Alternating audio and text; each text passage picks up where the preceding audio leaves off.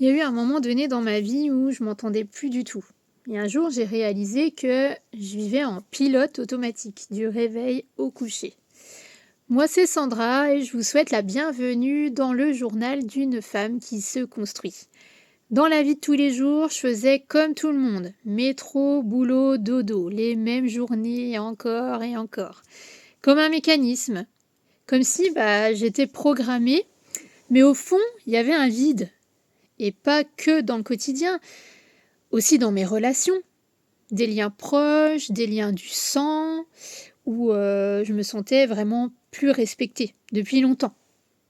Et je savais au fond de moi que ça me faisait vraiment pas de bien. Mais je restais quand même. Je m'écoutais pas. Et ne pas s'écouter, ça fait vraiment des dégâts. Ça m'énervait, ça me stressait. Je ressassais tout dans ma tête, en boucle, avec la nourriture aussi. Je mangeais vraiment sans faim. Je remplissais un peu un vide. Avec les autres, je disais oui alors que je pensais non. Je faisais les choses, mais j'avais pas vraiment envie de les faire. J'étais là, mais j'avais pas envie d'être là. Et à l'intérieur, c'était comme si j'étais devenue un corps sans esprit. Comme si je marchais un petit peu à côté de moi-même. Je sais pas si vous voyez l'image. Sans m'entendre. Et un jour, ça a fait trop de bruit dans ma tête. J'ai eu comme un bourdonnement dans les oreilles constant, tout le temps. Et j'ai compris que j'étais vraiment en train de craquer, un genre de burn-out ou une dépression. Et à ce moment-là, j'ai fait quelque chose que j'avais pas l'habitude de faire. Je me suis arrêtée.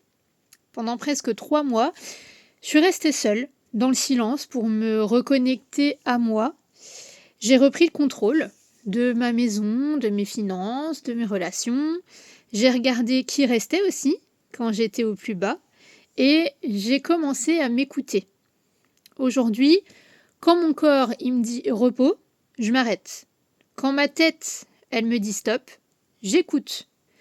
Quand j'ai plus faim, j'arrête de manger. Et quand j'ai besoin de prendre soin de moi, je le fais simplement. Je me force plus.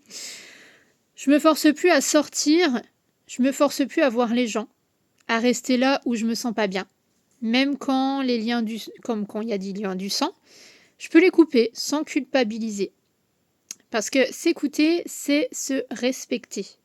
Aujourd'hui, si je pouvais parler à la femme que j'étais, je lui dirais « Arrête de demander validation aux autres. Fais-toi confiance. Suis tes idées, prends des risques. Ne reste pas avec des gens juste pour ne pas être seul. Et surtout, écoute-toi. Parce que le jour où tu commences vraiment à t'écouter, tu reprends les rênes de ta vie.